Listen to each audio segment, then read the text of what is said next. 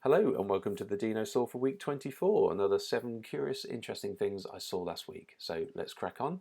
The first one is medical news. So this is the world's smallest injectable chip that has a total volume of less than 1 millimeter cubed. So that's tiny. That can be injected, a bit lumpy maybe, but it can be injected and it can detect or at least monitor things like blood pressure, pulse, glucose levels, that sort of thing, and basically anything you want to program into this thing, and you can fit a micro sensor to as well.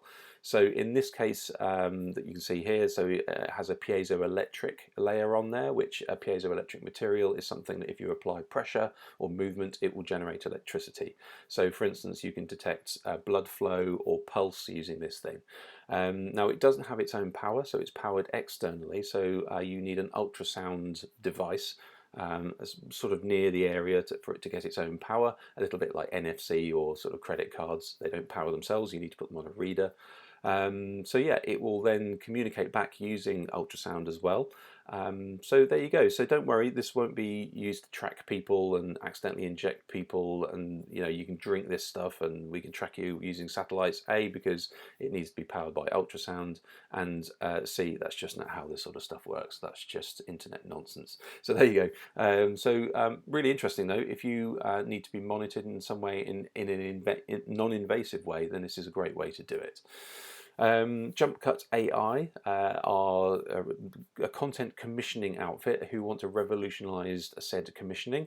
So they're using AI. Now you need to be very cautious of anything that has AI in its title, especially businesses, and really dig down. So what are they doing here is their premise is that commissioning, or at least content commissioning, TV commissioning, that sort of thing, is always done with bias. So it's always done because it was successful before and therefore it should be successful again, or it's something that a certain person would commission, or a certain outfit would commission, or a certain set of investors they know will commission, and therefore that holds them back. So what is there in the future?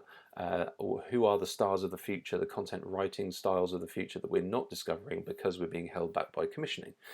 So this is where Jumpcut AI comes in. So they scour the internet for, first of all, any new talent and high production value content out there that might flag them towards new areas of interest. What they then do is they then interrogate that for potential audience, and then thirdly what they do is they then match that up with mentors or partners, and then go on sort of writing boot camps and that sort of thing to develop that content on as well. So yeah, a new format, or at least a new lean in the commissioning of content using AI. Netflix have opened a store. It's a little bit sleepy at the moment, but it will start to wake up. So why is this important? Well, this is important for the fight for Disney. So Disney get a huge amount of their revenue from merchandising and shopping and licensing their products as well. So they even have bricks and mortar stores all around the world, the Disney stores for instance. And when you see somebody wearing a t-shirt, you're more likely to think, oh yeah, Disney. So it also acts as a sort of halo of advertising really. So Netflix have teamed up with Shopify to create a store. So as I say, not particularly huge amount of stuff on there at the moment. It's all relatively sort of anime based, and some figurines, some t-shirts and some objects, but this will be getting bigger. So look out for things like Stranger Things and The Witcher. I think have been slated for the first 2 big brand pushes they're going to do, but yeah, big things will happen from this. This will go on and on and on. Every Netflix launch will probably have some sort of consumer products line directly hosted by Netflix Shop. There you go. The internet had an outage. Now this happens relatively often. If you're watching, basically, you might not notice it if you're not, just because sometimes that's how the internet works. However, a lot of people noticed this. I noticed this as well. Just stuff didn't work, for instance. I think even with this might have been with Teams where emojis didn't work or GIFs didn't work for a little while. So what happened here is this is a CDN company, so it's a content distribution network company called Fastly, and there are probably 3 or 4 really big ones in the world, which is one of the problems in that it's starting to centralize the power of these CDNs with 3 or 4 really big companies, which is why this happens. So you've got people like Cloudflare, Akamai for instance, Amazon to a certain extent, and Fastly. And what they do is they distribute content on a network, hence CDN. What that really means is if you were trying to access a website and the content was, say, hosted in New York and you were in Africa, it's going to take a little bit longer to get to that. So if only you could have a little mirror version of that server in Africa, it would be a lot quicker for you to access. So that's what content distribution networks do, is they just distribute the content around the world so that there's a closer version of it to all of the people who might need it. Now, what happens if there's an error in that, or some command gets activated and causes an error in all of that distribution network? Well, the internet falls over. So 85% of Fastly's clients had some sort of outage. That's a huge amount. So it was very disruptive. And we're talking Twitch, GitHub, Reddit, Amazon, PayPal, HMRC, BBC, all sorts of really big companies actually use Fastly. 85% of their clients had an error. However, their stock price went up by 10%, which I thought was really interesting. So if you're an investor, then you really want to see a company with a good crisis management structure, and that's exactly what Fastly demonstrated. So they actually made money out of it as well. So there you go. Well, they didn't. The investors did.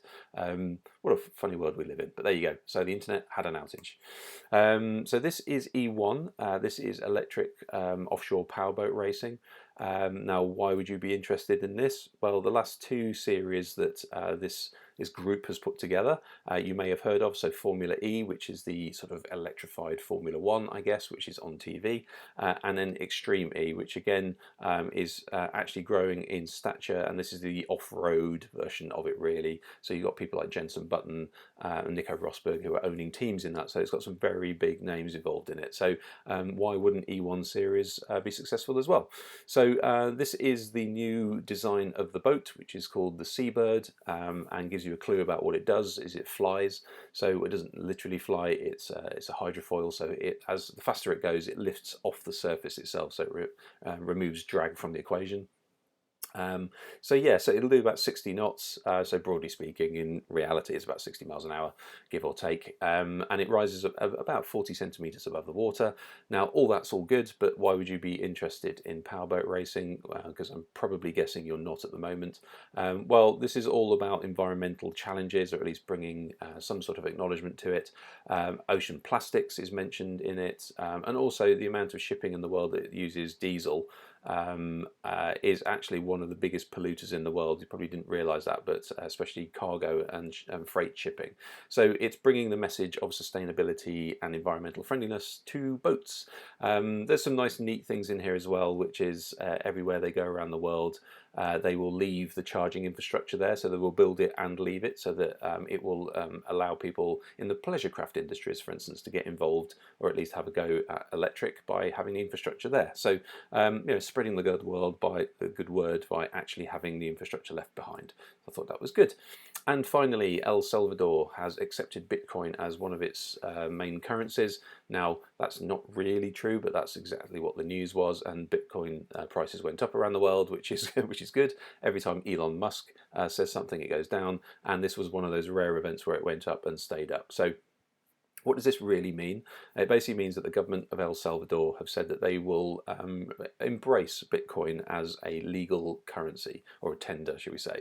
So they will still be using the dollar as their main currency, and that's not going to change.